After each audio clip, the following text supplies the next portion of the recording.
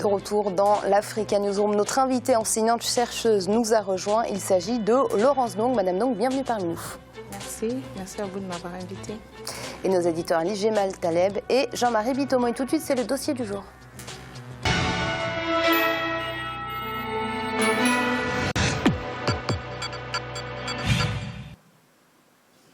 Le Gabon, pays d'Afrique centrale, s'apprête à vivre une des élections présidentielles que l'on qualifie comme les plus attendues de son histoire. Cette élection à un tour aura lieu le 27 août. La campagne, quant à elle, s'est ouverte s'ouvrira ce 13 août pour s'achever le 26 à minuit. Par ailleurs, 14 candidats prendront part à ce scrutin, parmi lesquels le président Ali Bongo, candidat à sa propre succession. Dans quel état les partis politiques abordent ce scrutin? Quels sont les risques éventuels et les attentes de la population? Les détails dans ce reportage qui nous a été préparé par notre correspondant au Gabon, Douglas Toutoum. Le scrutin présidentiel du 27 août 2016 sera sans doute l'un des plus disputés qu'aura connu la République gabonaise. Ce pays d'Afrique centrale se prépare à vivre sa deuxième élection présidentielle après le décès le 8 juin 2009 de feu président Omar Bongo Ondimba. Pour ce nouveau scrutin qui se peaufine, 14 candidats sur les 19 au départ ont vu leur dossier validé par la Commission électorale nationale autonome et permanente, CENAP. Jean Ping, Ginzuba Ndama, René Ndonsima, Casimiro Yemba, Paul Mba Bessol, Pierre Claver Maganga Moussavou et Ali Bongo Ondimba apparaissent comme les sérieux prétendants au poste. La liste électorale compte 628 124 électeurs enregistrés et qui devront prendre part à cette élection historique. Dans quel état d'esprit les deux bords politiques abordent ce scrutin? Quels sont les risques éventuels et les attentes de la population? Au Gabon, avec un taux de chômage des jeunes qui s'élève à 35,7% et en raison de leur poids électoral, la jeunesse et les femmes s'imposent comme une priorité dans les agendas des différents candidats à la présidentielle de 2016 et chaque bord politique affiche une sérénité des grands jours. Je vous invite donc à vous lever, debout, mobiliser, pour défendre le Gabon. Et pour ça, je vous invite tout le monde.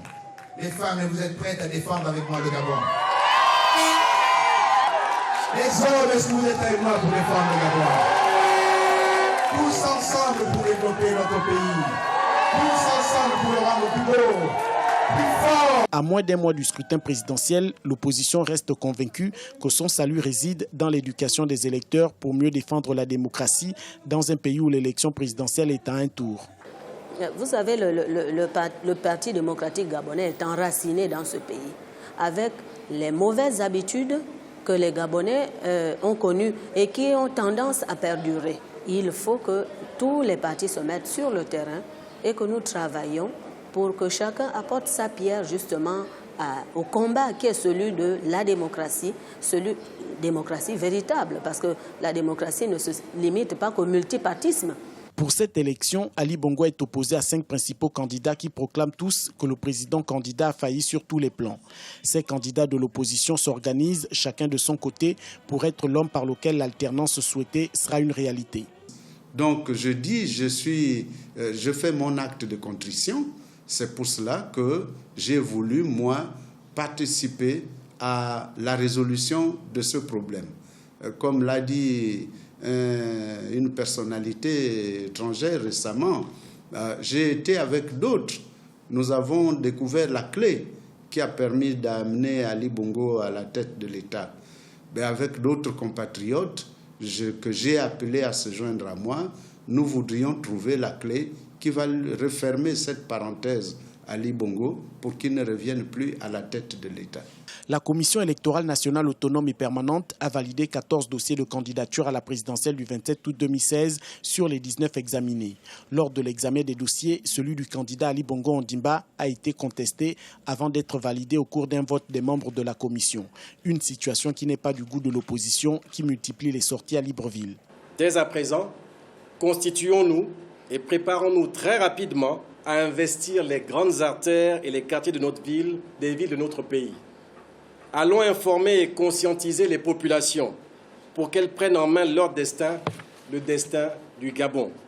La CENAP et la Cour constitutionnelle ne sont pas en reste des actions que nous allons mener.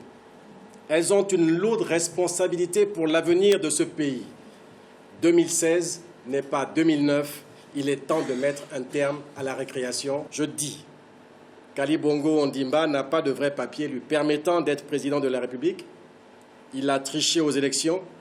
Il doit partir. Pas de papier, pas d'élection.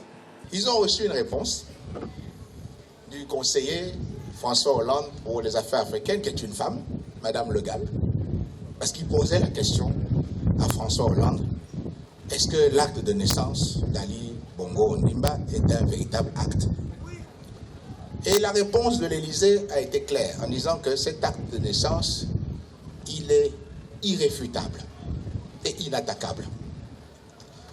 Et pourtant, quand ils ont reçu cette lettre, ils ont donc reçu cette lettre depuis juillet 2015. Ils n'ont rien dit. Ils ont gardé ça pour eux. Ce principal point de désaccord entre le pouvoir et l'opposition a conduit le gouvernement à mettre en garde tout contrevenant à la loi. La seule façon en démocratie de refuser un candidat, c'est de voter contre lui. C'est le vote qui est l'expression démocratique du choix des représentants du peuple. En dehors de cette voie-là, toutes les autres voies qui seront explorées, qui seront tentées, qui seront appliquées, rencontreront l'autorité de l'État. Le citoyen est juste appelé à aller voter. Il n'est pas d'accord avec Ali Bongo, il votera le candidat de son choix. Sortir de là, il faudra rencontrer la loi et sur ce plan, que chacun se le dise, l'État sera intraitable. Intraitable. Les Gabonais doivent vivre en paix. On brûle des voitures, on menace les gens, il faut que ça s'arrête. Tous ceux qui seront pris seront jugés et mis en prison. Le 27 août 2016, le peuple gabonais devra choisir le président qui présidera à la destinée du pays pour les 7 prochaines années. Seulement, les attentes de la population sont grandes. Parce que sans le peuple, le président ne peut pas être élu. Donc l'attente et les demandes, tout ce qui a été, toutes les doléances données, il faut que le président accepte. N'importe quel président, que ce soit Ali, que ce soit un autre, il faut qu'il assume ses responsabilités. Pour que le peuple soit avec le président de la République, il faut qu'il soit honnête aussi avec les citoyens. Si les choses se font normalement, comme des êtres humains, mais pas comme des animaux, ce serait une élection très facile pour tous les candidats qui vont se présenter. La campagne qui s'ouvre le 13 août 2016 pour s'achever le 26 à minuit s'annonce ouverte et très disputée au regard du temps qui monte crescendo. À moins de 30 jours de ce scrutin historique, les états-majors des deux bords politiques se bousculent. Les différents acteurs politiques en pré-campagne préparent déjà la population aux joutes électorales. Le pouvoir, quant à lui, a mis à profit la tournée républicaine pour présenter le bilan du président sortant Ali Bongo Ondimba. Ne laissez pas passer cette chance. Madame Dong, être candidat à sa propre succession, c'est un peu à double tranchant. Soit on jouit d'un bilan capable de convaincre les électeurs, soit c'est tout le contraire. Selon vous, dans quelle position se trouve le président Ali Bongo aujourd'hui ? Je pense que le président Ali Bongo se trouve dans une situation qui ne lui est pas favorable parce qu'en 7 ans, il y a eu beaucoup de choses contre lui. Il y a son bilan qui n'est pas bon. Il y a cette question d'acte de naissance qui n'est toujours pas réglée et qui fait qu'aujourd'hui, le président de la République est en porte-à-faux avec la Constitution de la République. Déjà, il y a l'article 10 qui est là. On parle de son adoption ou de pas adoption. Ça, c'est déjà un problème, il faut le prouver. Mais au-delà de l'adoption, ce que l'on lui reproche le plus, c'est le faux et usage de faux avec parjure et faux en écriture, parce qu'il s'est quand même fait établir un acte de naissance qui est faux, qui a été reconnu comme faux. Et lui-même, je ne sais pas ce qui s'est passé dans sa tête, il a dit lors d'une émission de radio, tous ces documents sont faux, on ne va pas s'attarder là-dessus. Donc il a reconnu le faux, et si vous suivez bien l'actualité du Gabon, moi j'ai regardé les vidéos qui ont été faites des comptes rendus de la validation des dossiers à la CNAP, et il ressort que là encore en 2016, il a produit un acte de naissance différent de celui de 2009, avec 2 numéros différents, mais établis dans le même arrondissement, qui déjà est en porte-à-faux avec l'article 120 de notre Code civil, parce que le Code civil dit que lorsqu'on est né à l'étranger et qu'on veut transcrire son acte de naissance, on le fait au 1er arrondissement. Lui, il en a un du 3e arrondissement, avec le même maire, 2 numéros différents, 2 noms de pères différents, parce que celui de 2009, le père s'appelait Albert Bernard Bongo, celui de 2016, le père s'appelait El Hadj Omar, quand on sait qu'il est devenu El Hadj Omar bien après 1967. Donc, il y a toutes ces questions-là qui font qu'aujourd'hui, Ali Bongo, je pense, a perdu énormément de crédibilité. Et on ne parle pas de son bilan qui est tout aussi calamiteux. J'espère qu'on aura l'occasion d'en parler pendant l'émission. Moi, je suis enseignante-chercheuse. Les résultats au bac en 2015, c'était 18,5% de réussite. En 2016, c'est 14,7% de réussite. Donc, on ne peut pas faire mieux, on n'a jamais été aussi bas et donc ça va être, je pense, très compliqué pour lui. Jean-Marie, notre invité, disait que le président avait perdu en crédibilité. Est-ce que c'est ce que vous ressentez vous aussi ? Je pense peut-être à l'intérieur du Gabon, si vous voulez, bon, c'est quelque chose qui se ressent tout simplement. Pourquoi ? Parce que vous avez tous les chefs. Le PDG aujourd'hui est un parti qui est pratiquement disloqué de mon point de vue par rapport à la lecture que j'en fais. Vous avez pratiquement... Les dissidents ont créé leur propre parti. Exactement. Vous avez pratiquement un à un, ils sont sortis du PDG. Donc ça voudrait dire quoi ? Ça voudrait dire qu'à l'intérieur, il n'y a pas la sérénité qu'il faut pour pouvoir travailler. Et comme le disait notre invité là tout à l'heure, il faut, si vous voulez, des préceptes pour pouvoir développer le Gabon. Et quand vous avez, si vous voulez, tous des gens qui sont capables de pouvoir aider le président Bongo à mener sa tâche jusqu'au bout et qui partent du bateau, je ne sais pas ce que ça donnera comme élection, mais moi j'ai peur, si vous voulez, nous avons dit au départ sur cette élection que c'est une élection de toutes les attentes, mais pour moi c'est une élection de tous les dangers de ne pas voir, si vous voulez, le Gabon s'embraser. Gémal, qu'est-ce qu'on peut craindre ? Je ne sais pas ce qu'on peut craindre, ou je le sais, mais enfin tellement de choses, mais je vais faire des remarques préliminaires, si vous me le permettez. Quand on voit le profil des candidats, on est frappé par une chose, c'est qu'il n'y a pas de femmes. Et madame, vu votre intelligence et votre éloquence, vous avez absolument votre place. Merci. La deuxième chose, qui est tout aussi frappante, c'est que le Gabon compte 62% de la population qui a moins de 25 ans. Et tous les candidats sont âgés, quand j'ai dit plus de 50 ans, en réalité 51 sont très jeunes. Les autres sont beaucoup plus vieux que ça. Et donc je suis tout à fait frappé par l'âge, l'expérience. Ils ont tous été ministres, voire Premier ministre pour 2 ou 3. C'est extraordinaire, cette plutocratie candidate à l'élection présidentielle. Et quand on regarde l'âge d'Ali Bongo, c'est presque un adolescent. Et c'est extraordinaire dans un pays, dans un continent où on est tellement si jeune. La chose qui est frappante aussi, c'est qu'une élection présidentielle a un tour. Alors je sais que moi, qui suis toujours favorable à ce qu'on invente quelque chose sur le continent africain et qu'on ne suive pas, voilà une originalité africaine. Enfin, j'aurais aimé que l'originalité soit ailleurs et pas là, parce qu'une élection présidentielle a un tour, ça m'embête, franchement. L'expression, le respect du suffrage des gens ne peut pas être réel quand on est sur ce point-là. Et puis, il y a un problème réel sur l'élection en elle-même. Nous serons donc, je le disais, une élection à un tour. C'est une élection à un tour quand vous avez tellement de candidats et quand tous sont contre le président sortant, il est difficile de le battre dès lors que je vois que les sondages le donnent à 40, 41, 42. En tout cas, c'est ce qu'ils disent les sondages. Et donc, c'est très compliqué quand il est dans cette position-là si on n'est pas tous coalisés contre lui de le battre. Et donc, c'est de mon point de vue la seule chose. Et puis, pardon, ce débat qui, de mon point de vue, est très compliqué. Et quelqu'un comme Pierre Péan, que je connais un peu et que j'aime beaucoup, je le trouve curieux, c'était sur cette histoire d'acte de naissance. Alors, qu'il y ait une violation du droit, je le comprends tout à fait. Qu'il y ait un débat, c'est une espèce de xénophobie, d'illégitimité à cause de la naissance, ça m'embête un tout petit peu. Madame, donc, j'aimerais vous entendre sur cette question du scrutin à un tour. Est-ce que c'est un mode d'élection qui colle vraiment à la réalité et qui peut être favorable à la population ? Non, ce mode d'élection ne colle pas à la réalité. Pourquoi ? Parce que jusqu'en 1990, le Gabon était sous le joug du monopartisme. Donc le PDG était le parti unique, était tout puissant, les autres partis étaient interdits.